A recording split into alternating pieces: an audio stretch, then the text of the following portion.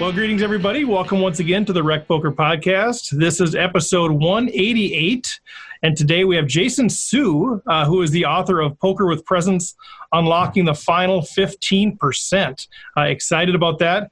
I'm your host, Steve Fredland. I am Rekt Poker Steve on our PokerStars home games, and reminding you that, as Tom McAvoy said, there is more to poker than life. Let's introduce the rest of the panel, guys. I'm Andrew Feist. I'm dealer 412 on the home game. I don't know what to follow that one up with, Steve, so I'm going to let that one go. I think Chris is next. I'm Chris Jones. I'm 5x5 on PokerStars and on Twitter. And I had my first royal flush of my life this weekend on ACR. Hey-o. Very exciting. Oh, nice. I feel like everyone gets them all the time, and I've never had one in my life, so it was very exciting. It's hard to get royal flushes with pocket fives, Chris. Yeah, that's true. Good point. Well, my name's Jim Reed. I'm Bluffsterini in the home game, and I have a bad video or internet connection, so you'll probably just see my screen for the rest of this. But I'm here and having a great time on the Rekt Poker podcast. I'm John Somsky. I'm Poker Geek MN just about everywhere, and I'm just looking forward to talking about some poker. And I'm Rob Washam, Radman50 on the PokerStars home game. And if you never fold to a bluff, you're not folding enough. Nice. Great wisdom from Rob. And hey, I want to introduce somebody else to the nation. Some of you know this guy already, but he's going to join us tonight because he is our latest member of the Wrecking Crew. Woody Adams, welcome to the panel. Thanks a lot, Steve. Totally love to be part of the team. And yeah, I'm excited to be here. My name is Rocketbox on PokerStars PA. I really love the social aspect of the game. That's what really drew me into Rekt Poker, and I just can't wait to see how this community grows. Awesome. And we'll be chatting with Woody a little bit later after the interview. So thanks for joining us, Woody, from Pennsylvania. Appreciate you being here. I also want to thank our official sponsor, Running Aces Racetrack Casino Hotel, our other podcast sponsors, Learn Pro Poker and website AMP. And just real quick, use the code Rekt Poker at the new Rekt.Poker website. Get $10 off your first payment on any membership. So with that, let's bring him in. Jason Su. Welcome, Jason. Hey, how's it going? Thanks for having me. Real good, man. We're super excited to have you on. I know you've been doing the circuit a little bit, but we need to get you in front of Rekt Poker Nation. Where are you calling in from? I call Boulder, Colorado home these days. You call it home. Is it actually home, or do you just call it home? Yes, it is. No, I've been here 8 years now, so I love it very much. Because I call Paris, France home, but I've never been there. But Boulder, Colorado, very nice. But where are you originally from? Houston, Texas, born and raised. Nice. And went to college in Austin and lived in Texas till I was 28 or 29 or so, and then moved out to Colorado. Awesome. Well, thanks for coming on here. I know you've been chatting with a lot of people about your new book, which is what we definitely want to talk about. Author of Poker with Presence, Unlocking the Final 15%. So first of all, let's talk a little bit about just getting into writing. Is that something that's sort of always been on the radar? Have you always been kind of a writer, or does this just kind of come out as an unexpected project? Yeah, I've always loved writing just as a way to express my thoughts. Always been a journaler and somebody who preferred writing my thoughts out to speaking it necessarily.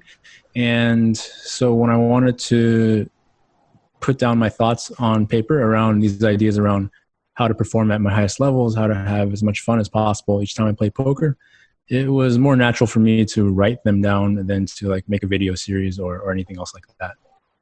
Love it. Well, one of the things that was quoted from you is this, and I really want to talk about this because it's an interesting thing for the Rekt Poker player. You know, so much of what we do is focused on strategy, because we have limited time, so it's always strategy, hand history, and I think that's really important. But you said presence bridges the gap between what you study and how you perform. It aligns your intuition with your ability. Presence unlocks your potential to make the perfect play at just the right moment.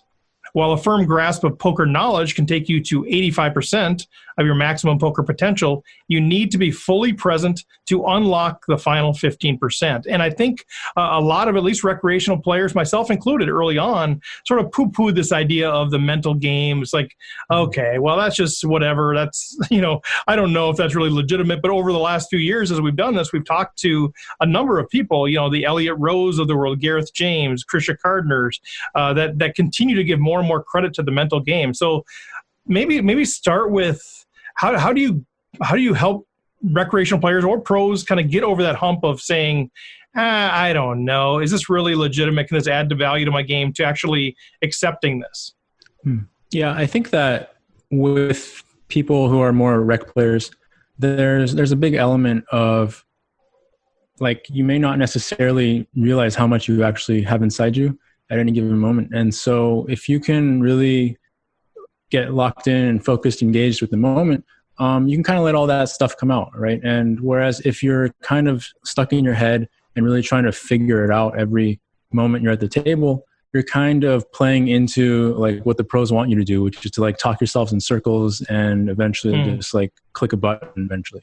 But if you're really like present and engaged, you're just as good as anybody else at observing people. You're just as good at anybody else at thinking on your feet and making adjustments on the fly. And so when you're really in the moment, you have that capability, and that's extraordinarily valuable, no matter how much technical knowledge you have. So that's so good. So how do we kind of get, how do we take that first step? How do we, I know you're not a psychologist, but maybe I need you to be my psychologist, but like, how do I take that first step of saying, I accept that this is an important part of the game? I hear people say it, but I'm not really practicing it. How do I get over that hump to actually start moving in that direction?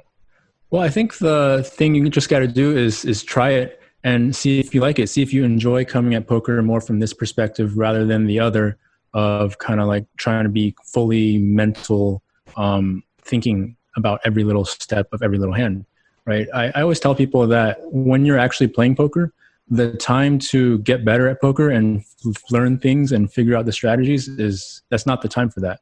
When you're playing poker, I think that's the time to really just breathe and get focused and centered in yourself and just let your game go and let it happen. Because if you try and be somebody who you're not when you're sitting down for a session of poker and try to copy somebody else's thought process, you're just going to make a lot of mistakes. Well, panel, feel free to jump in here at any time. They know the drill. Rob, do you have something? Well, Jason, you got me on page 1 of your book. Because about 20 years ago, I bought a book called The Inner Game of Golf. And it was by Timothy Galway. And he was talking about how he used to be a tennis player, and then he switched to golf. And that's when the inner game, or the meditation type thing of letting yourself go, was first introduced to me. And it worked so well in golf, I couldn't believe it. My handicap went down like 10 strokes just by following the concepts in that book. So I really understand what you're talking about. But as a rec player, I think a lot of us don't have that 85% locked up very well yet. And so even if we come into the game or into a session and we feel pretty loose and relaxed, we get that one hand that we don't understand or we get confused about, and then everything goes to heck. And now we're done. Yeah. So how do you get yourself back, I guess, once once that's happened? Yeah, I would just start by, in that position, really acknowledging and accepting that, like, that's a thing that's going to happen as a rec player, right? Who doesn't have all the same time and resources to dedicate into studying technical poker theory on an everyday basis like a pro does. And so once you just accept that, yeah, that's probably going to happen sometimes. And that's totally okay, because, I'm here and I love this game so much and I'm still growing. And just because I make one mistake in a spot that I don't know yet, it doesn't mean that I've failed or that there's anything wrong with me. It just means that I haven't studied that spot yet. So, accept that it's probably going to happen. And once it happens, it's probably going to happen again in the future. But if you just take the approach of, yeah, I'm going to learn the lesson from this hand so that I don't make this mistake again each time it happens. That's a much more effective use of your mental space and mental energy than kind of like beating yourself up and then letting the rest of your session kind of go to waste, right? And yeah, like I think that as rec players, there are so many things that you bring to the game that professionals aren't really focusing on as much, right? And so everybody has special things that they do really, really well, just on a human level, right? You might be an expert at observing people.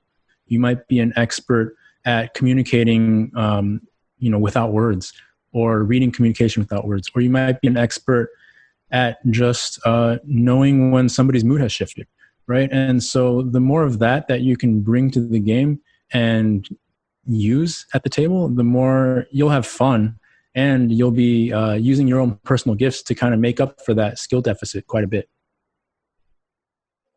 Is it one of those things that when you start implementing, this and start being more aware of this, that you actually notice a difference in strategy in terms of how you're playing? Or is it really about just your mental state at the table, which obviously allows you to make more rational, logical decisions? It's kind of both, right? Like I think that it allows for clear thought processes to go through you without actually having to go through every step of it.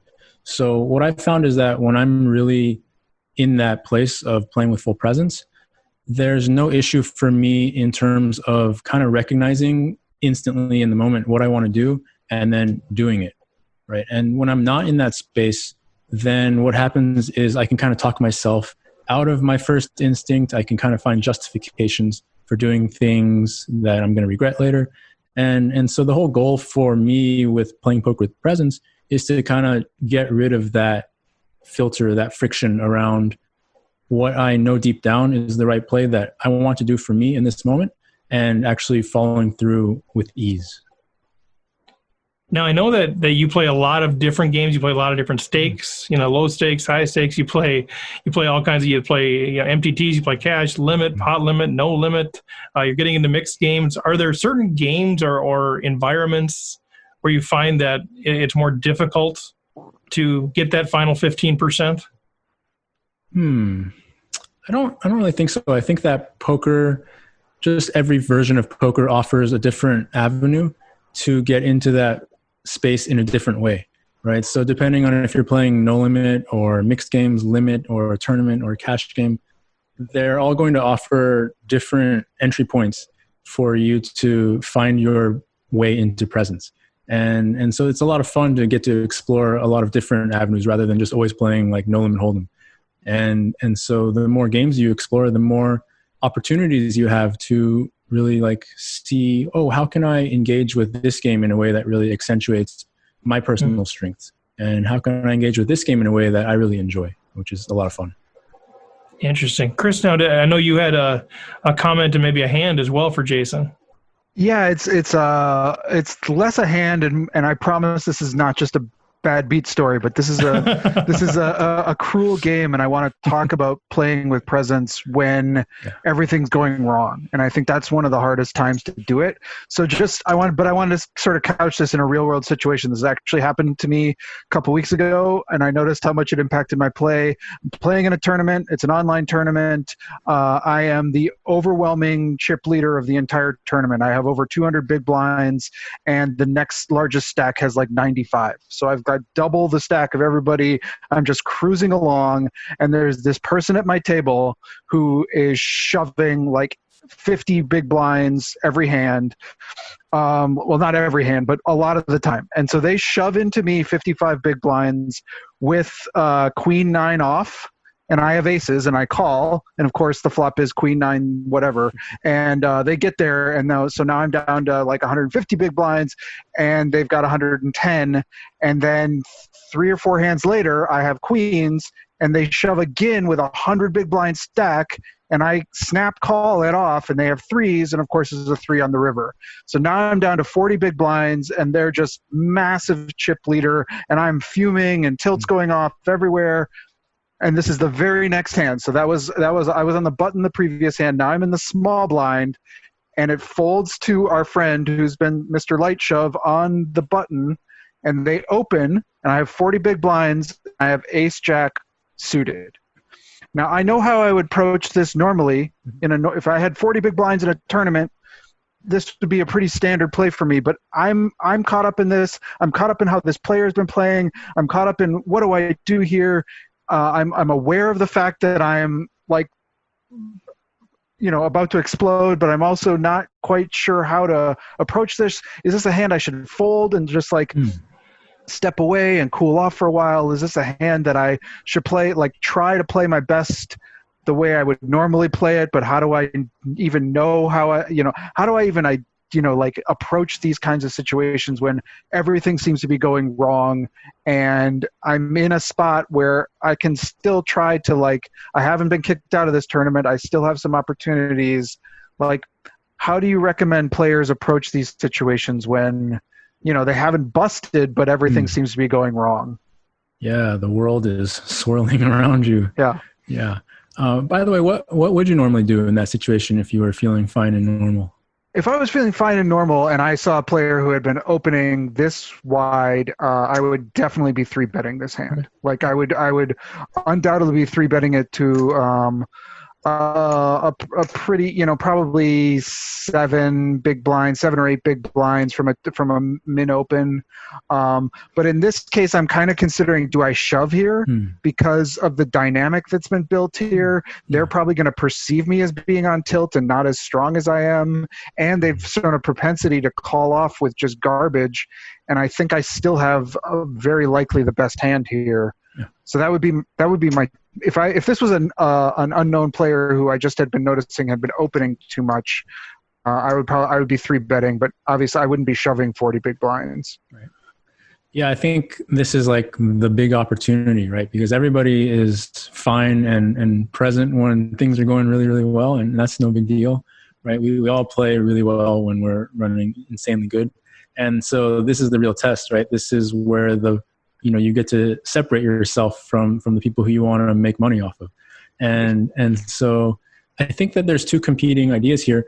One is that you're upset, right? And you're feeling, you're angry about the beats, and you're also scared. You're feeling some fear around I might be getting knocked out of the tournament here.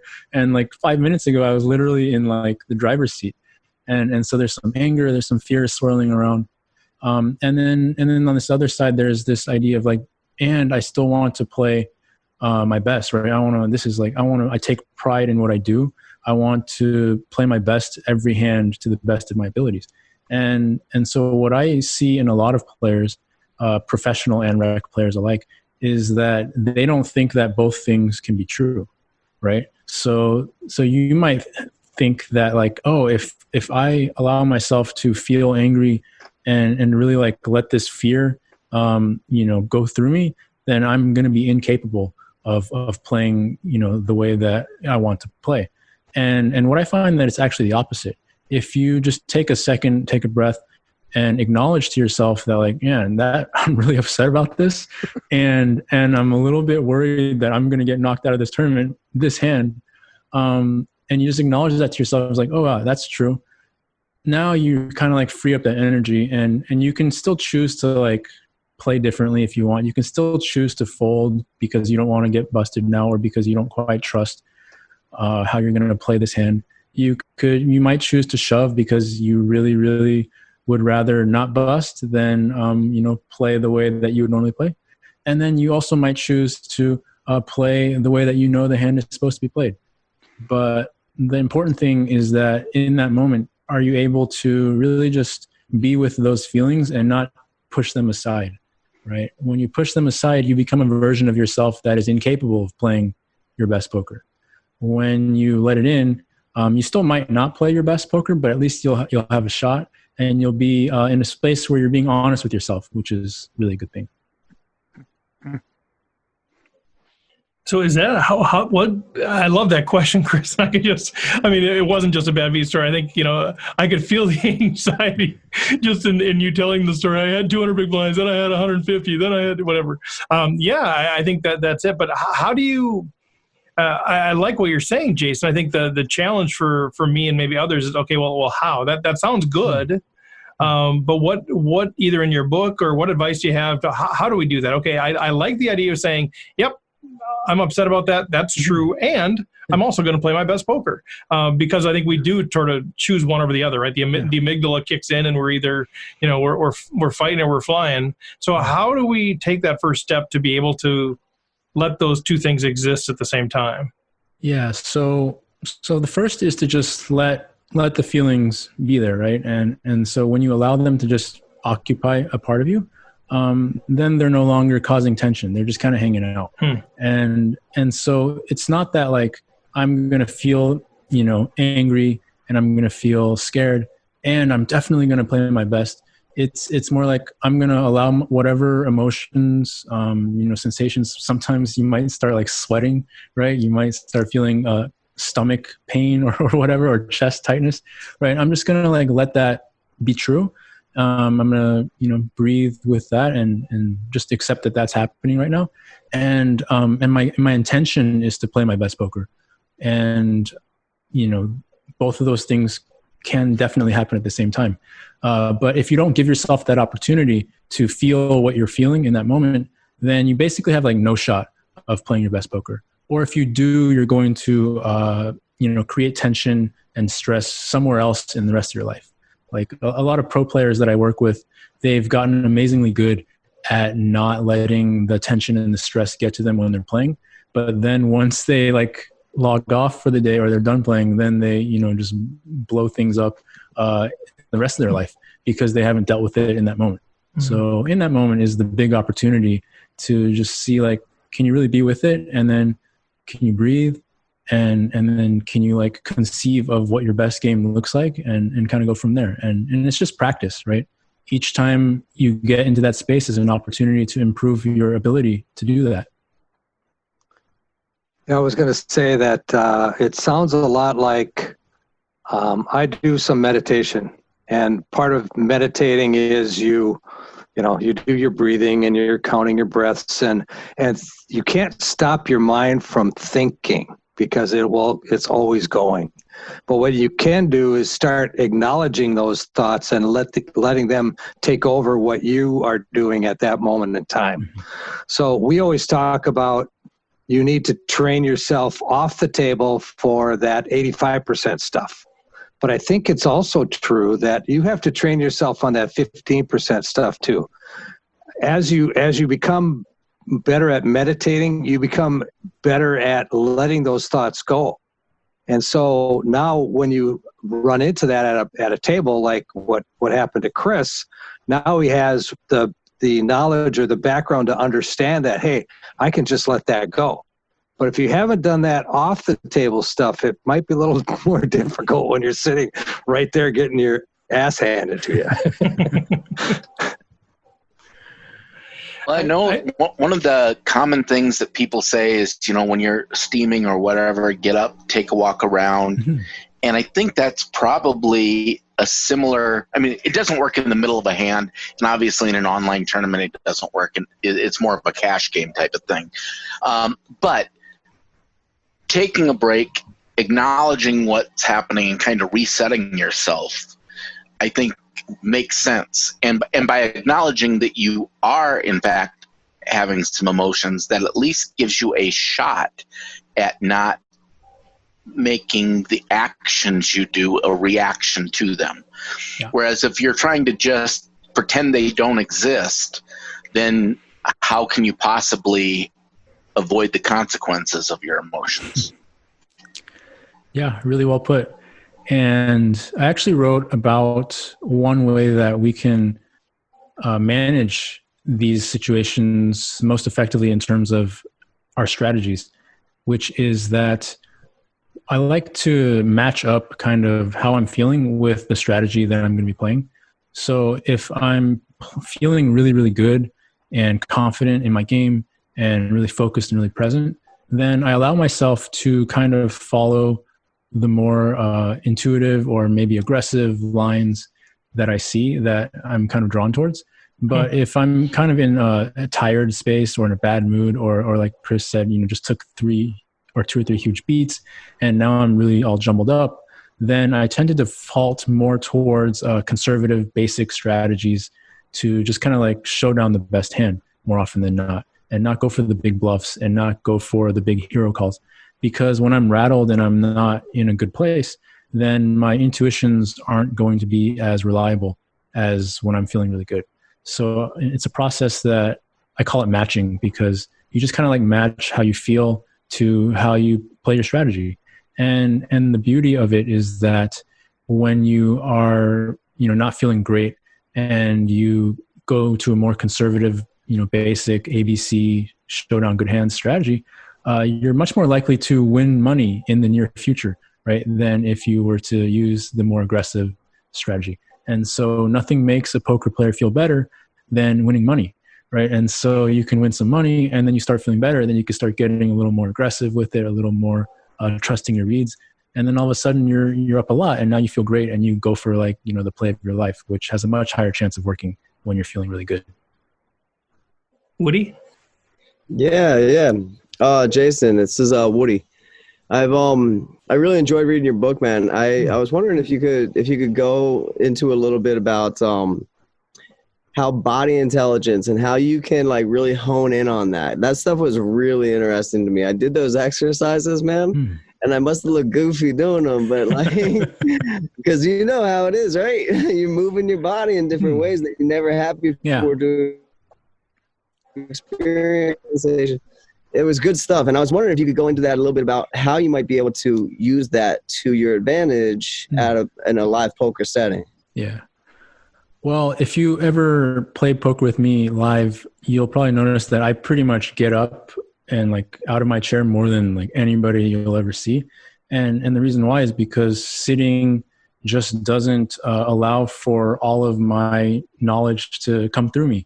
As well as when I am more connected to my body, whether I'm moving something or focusing on my breath or focusing on, using my awareness in some way that helps me to connect my inner experience to my outer experience.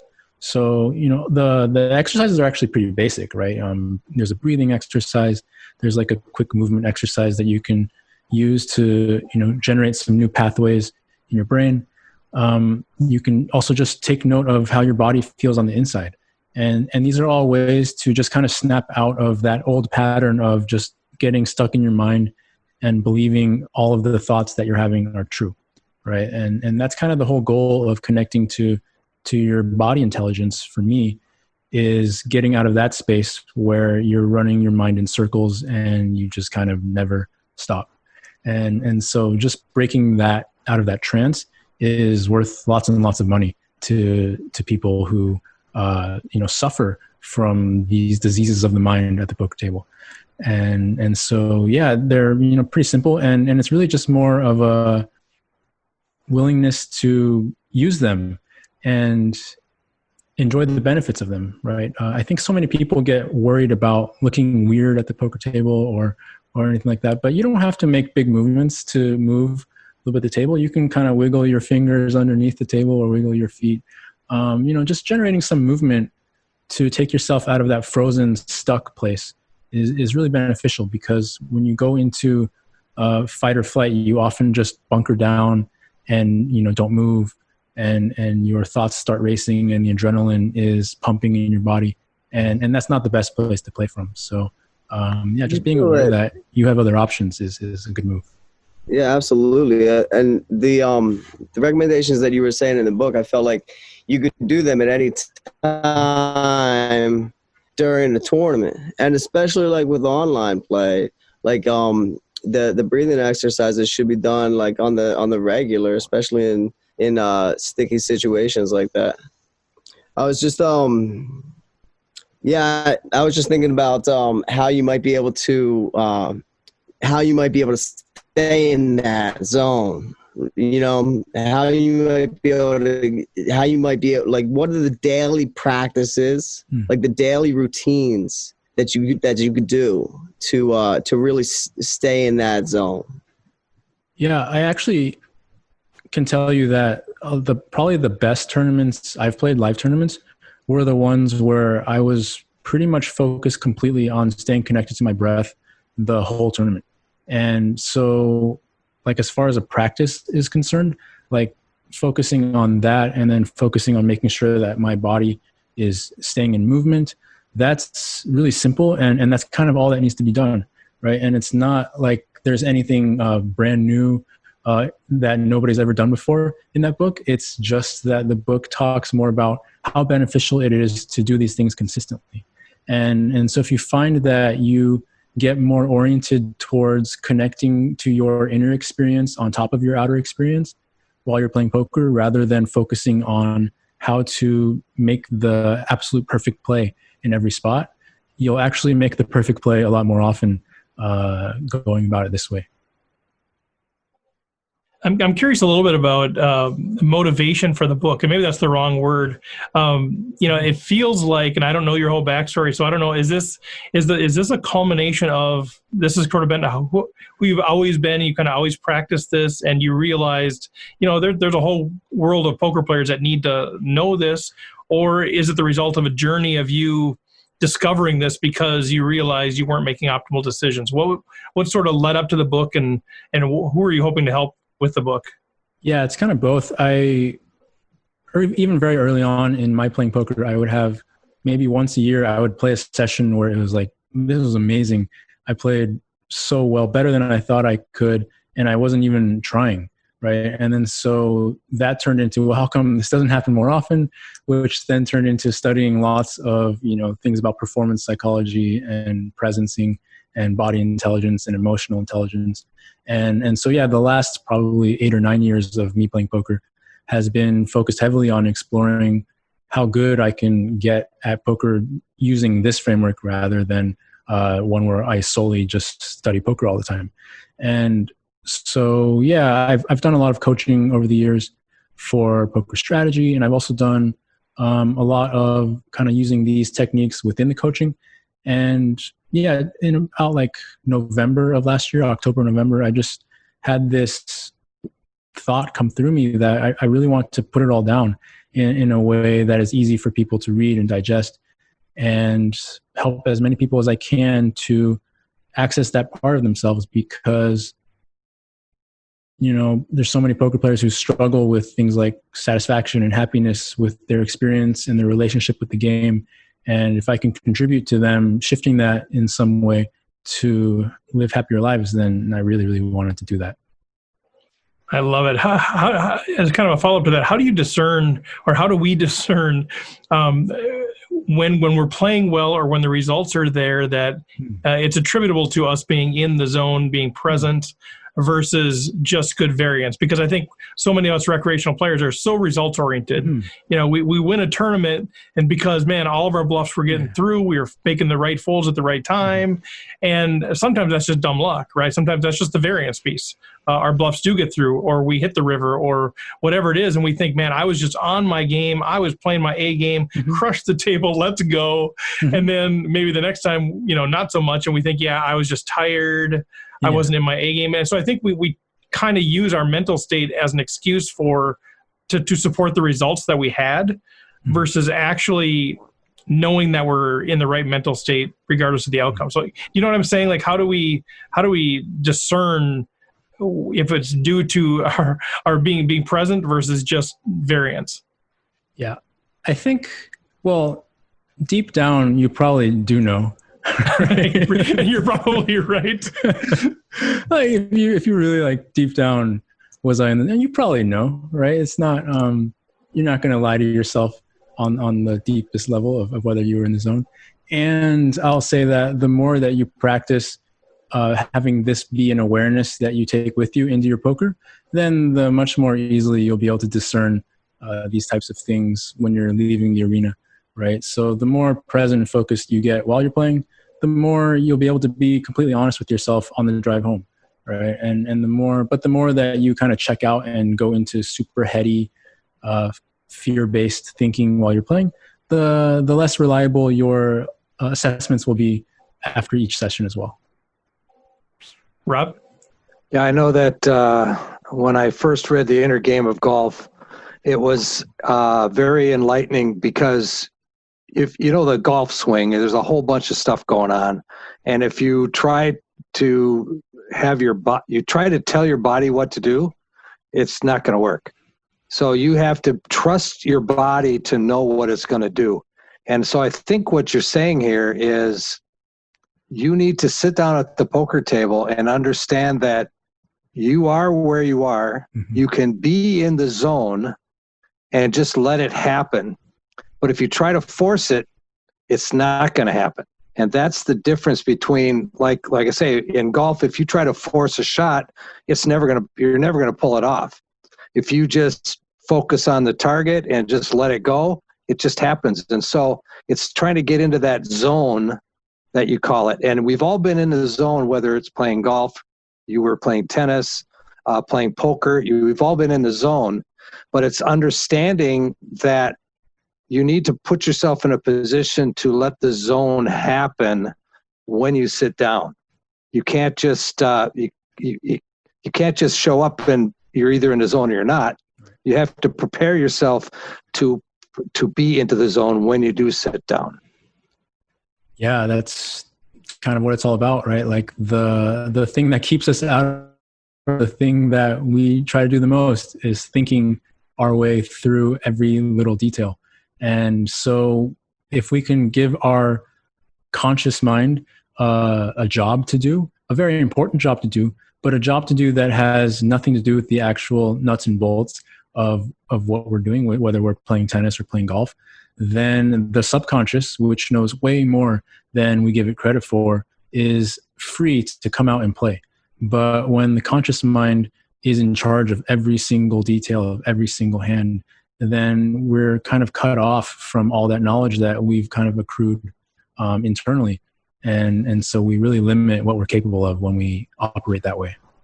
It's so interesting. I would love to talk to you for hours about this because I'm a big fan of like personality, tests and different things like that, trying to figure out how people are wired, because it feels like there are certain personalities that would struggle with this more than others. Oh, yeah. Because just, of how you're hardwired. But I have one final question, but before I do that, I want to bring the panel in, or anybody that's listening. If you have any other questions for Jason, now's the time. We're getting to the end of our time. Anybody else have something they want to jump in here with? I just wanted to say that. Go ahead, Andrew. Sorry, go ahead. I just wanted to say that, like, a lot of this stuff is stuff that I have struggled, especially live, and it actually seems like I've had more problems lately with online because I'm not around people where I can just express what I want. So it's kind of been a little bit of both, where I tend to get a little bit more upset, but maybe that's a good thing. But the breathing techniques that I was kind of focusing on have really, like you said, just focusing on yourself and focusing on your breath has helped a lot. Like, my wife's in the other room, like, what's wrong? Oh, I just lost aces to whatever, I had him dominated. This guy called me, God dang it. But it kind of ties into something that Negranu, I've heard him say, where he's one that is not afraid to show emotion. He's one to be very present, as you guys have seen if anybody's watched any of his vlogs. But one thing that he did say, just kind of what you're saying, is, if you feel present, okay, give yourself a second to be, that guy called me with ace deuce. Oh, how could he? He's such a... Mm-hmm. But then just, bringing it back in, how am I going to deal with this? And like you said, playing your most standard game has been able to bring you back into bring yourself back to yourself, I guess is a good way to put it. Yeah. But no, I just wanted to, I love your aspect and your approach to it. So I just wanted to bring that up. Yeah, thank you so much. Yeah, I think that the most important thing people can take away from a discussion like this is that you always have options, right? You get to respond however you want to respond. Not everything is automatic, wired in that, it's all ruined now, it's all over now. You have a choice in the matter to bring yourself back in to connect with yourself and go from there. Well, I think that's the value of talking to people like you too, that bring sort of this third narrative into a discussion, right? We sort of view things the way we've always viewed things, and then we want to bring in guests that are make us think did something different. Like maybe there is another way. Maybe there is. And if you're thinking maybe there is another way, I'm not happy with how, my mental game, man, read the book. Go check out Jason Su's stuff. Fantastic stuff. I know you've been in the Rekt Poker forums a little bit. That's been kind of fun to have you engaging with our people. We just launched the site, so we're just sort of building that up. But thanks for jumping in those forums. Yeah, it's been a pleasure.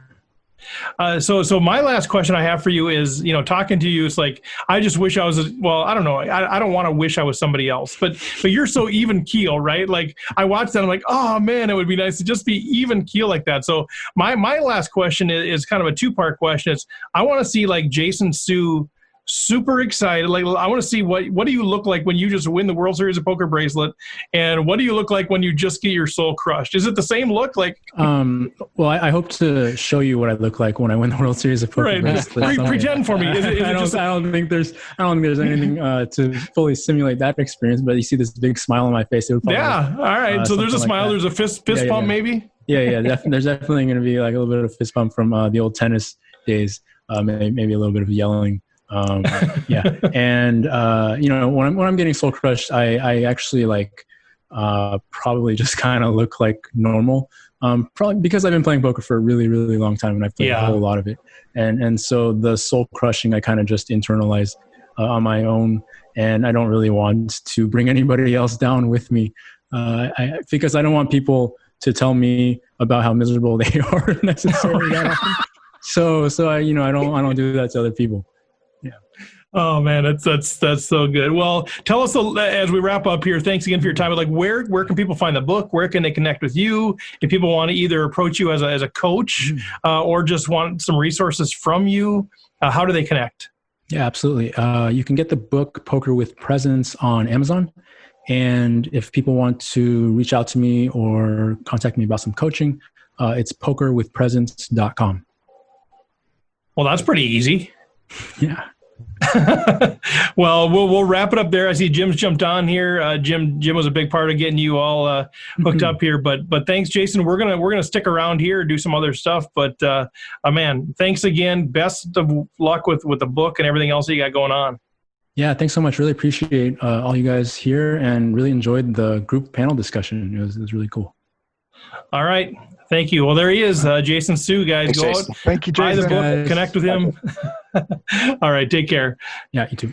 All right, guys. Well, what do we have to say? Let's get some feedback here on what you guys thought. Chris? Yeah, no, I mean, it's great to talk to him, and I think we've all been there as poker players where we're not playing our best and we're off our game because, I think the thing he said that sort of stuck with me is that we're all really good at playing poker when everything's going well, and we have to be equally good, or try to be equally. The challenge is to be equally good when things aren't going as well.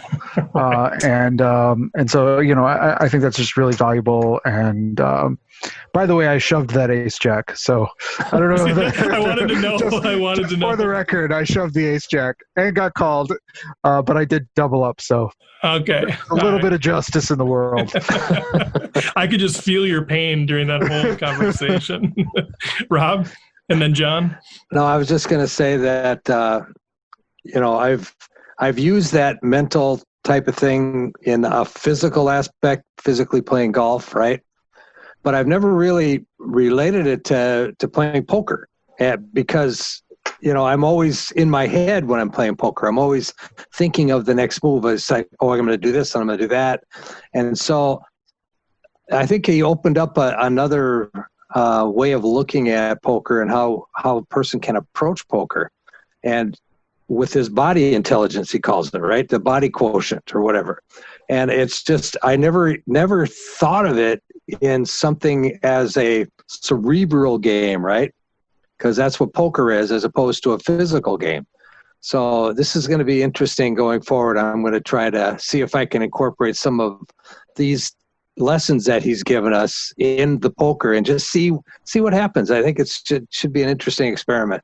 Yeah, keep us posted. John? I thought back to many people have said that Chip Reese was one of the greatest poker players that ever lived. And the thing about him wasn't, there were lots of players that when they were playing their best were better than Chip was. But Chip had a good A game.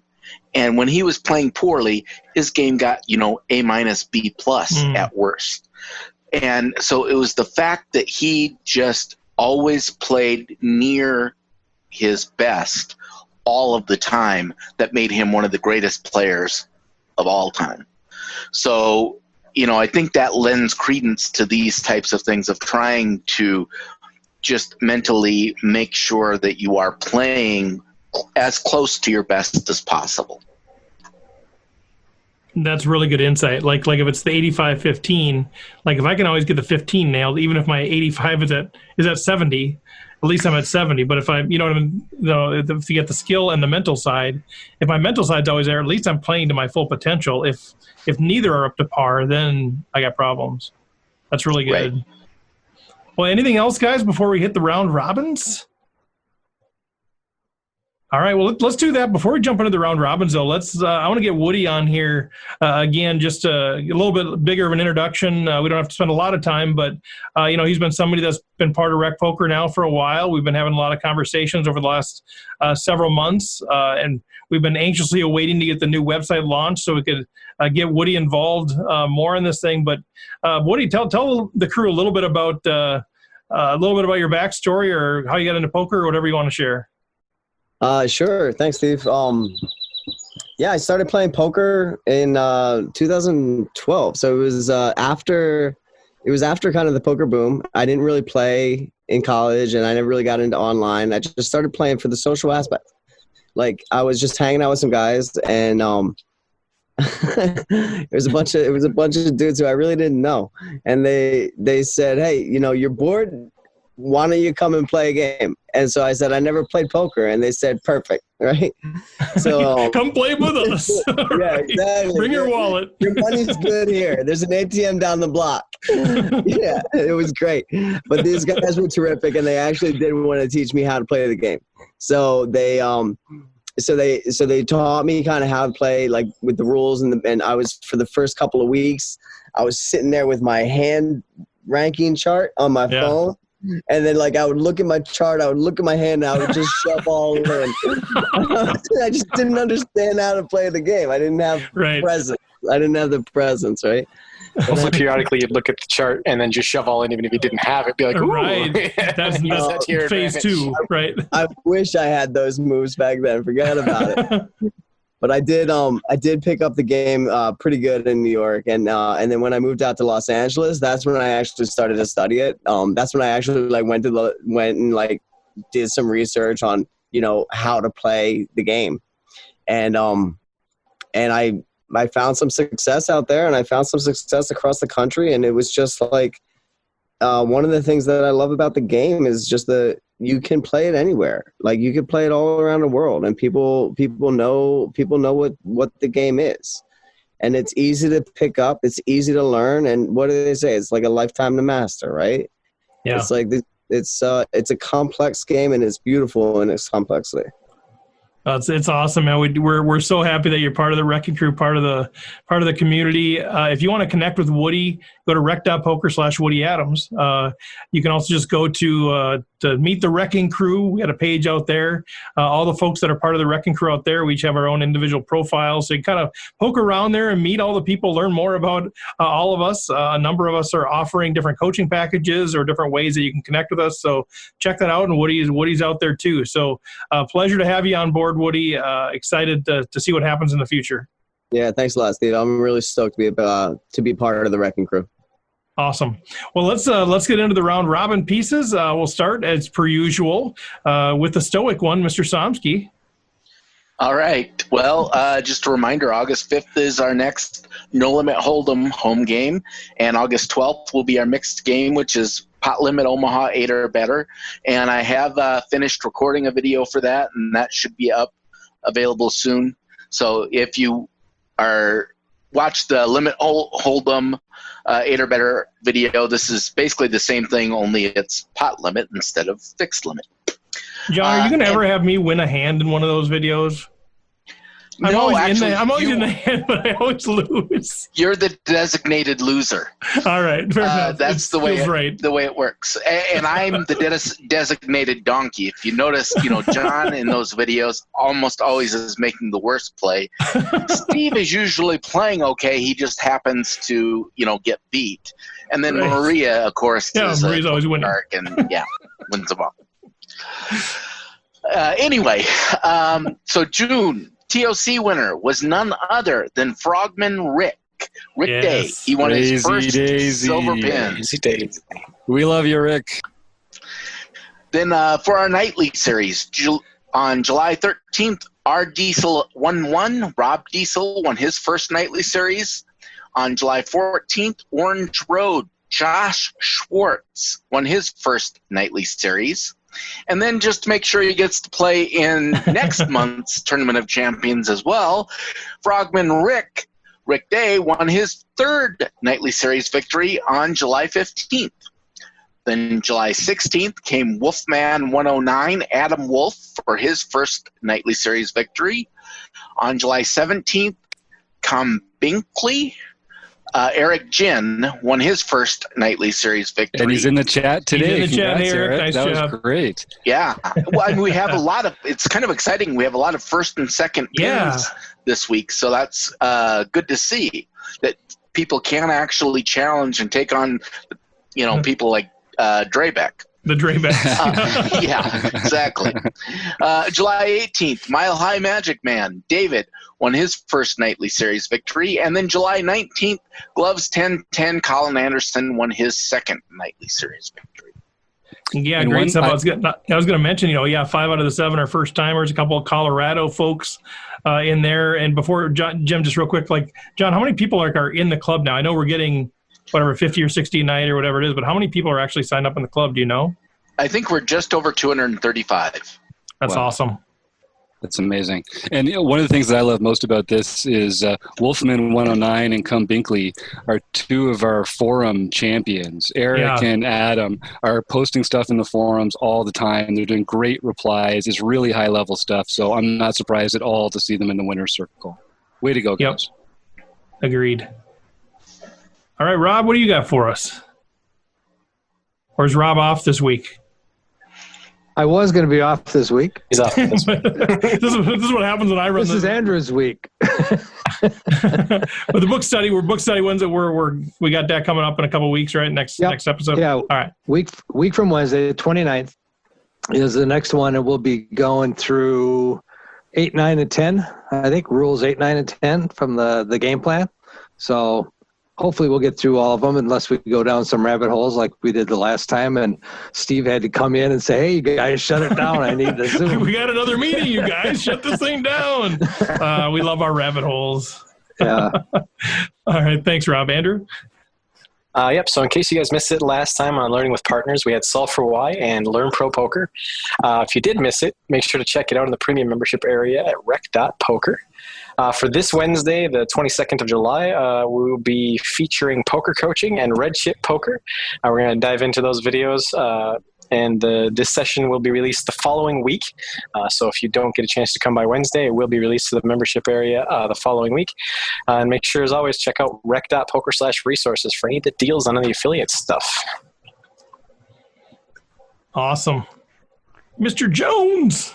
Yeah, so in seminar member content land, so we're getting ready for our August seminar, which is all about value, but we're still in July, which is all about bluffing. So they're kind of 2 sides of the same coin. And then this Wednesday, July 22nd, is the member strat chat. We will be going over the final table of the Tournament of Champions home game, and picking apart some of the people who played, particularly some of the panelists. Should be a good time. I'm so excited to have you guys do that. Honestly, I really am. I took 3rd in the tournament, and I would just love.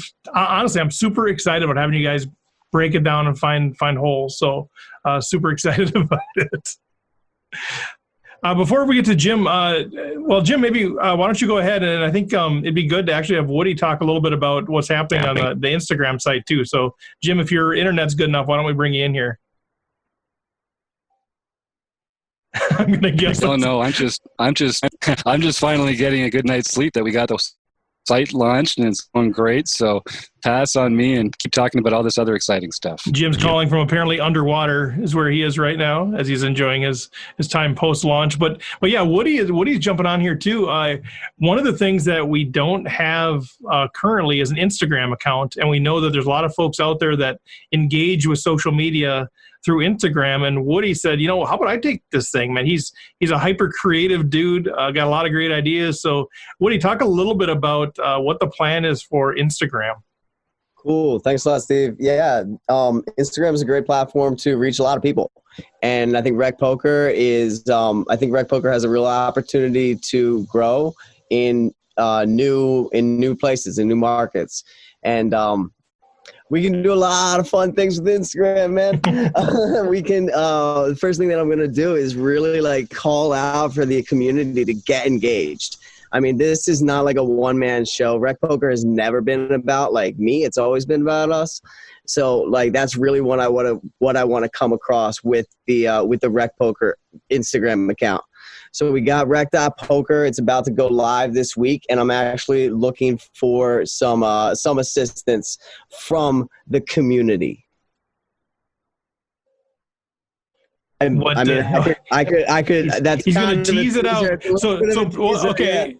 I know you got a lot of ideas. I've seen all the ideas. I love it. So it's just as we're teasing it out, we'll launch. We'll let people know when we launch. But watch out for Rekt.Poker on Instagram. When you say help from the community, just what should people be prepared to do? Is it tagging? Right, so there's two things that I'd like people to do on Instagram right now. You can send hashtag Rekt Poker with your favorite hand, whatever that crazy favorite hand is of yours, or hashtag Rekt Poker with your best poker face. We can show the world just what Rekt Poker is. I love it. So I'm going to do pocket fives. So nobody else on the panel can take pocket fives. That's me. Hey, trademark violation. Yeah. No, it's Woody's got a ton of fun ideas. It's going to be super fun. So if Instagram is a platform you're on, get ready. Look for that. Rekt.Poker is actually the Instagram handle that we'll be using, but we'll hashtag Rekt Poker. We're going to have a lot of fun. So just have a lot of fun with it, everybody out there. Anything else for the good of the order before we wrap up, guys? I was just wondering if I could use this, picture as my poker face because, I never show any emotion or change in emotion. He never blinks. Yep. Can I just draw some shades on you or something? Yeah, or horns or whatever you like. Andrew, did you have anything else? Or are you good? I just want to let everybody know I'm the second follower on Rekt.Poker for Instagram. So I'm just. Is it already out there? Is it live? Thank you, Andrew. Is it live? So it's live now. Okay, I didn't know it was live. Let's go. Get out there. We're gonna get some content. The idea is to gather content this week and launch live, go for it all full tilt on Friday. So all right, sweet. Hit me up on Instagram with hashtag Rekt Poker with your favorite poker hand and your best poker face. Love it. It's going to be awesome. All right, guys, go to Instagram. You heard the man, Rekt.Poker out there. Also, check out Rekt.Poker, the website that's launched. Sign up for the newsletter. Thanks, Running Aces, Website Amp, Learn Pro Poker. Thanks to Jason Sue. I thought it was a fantastic conversation.